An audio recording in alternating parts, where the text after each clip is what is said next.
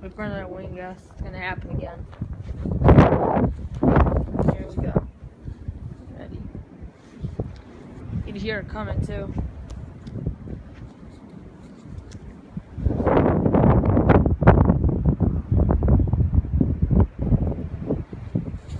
This is legit blizzard conditions. Leak effect storm. So far, we're waiting for round 2.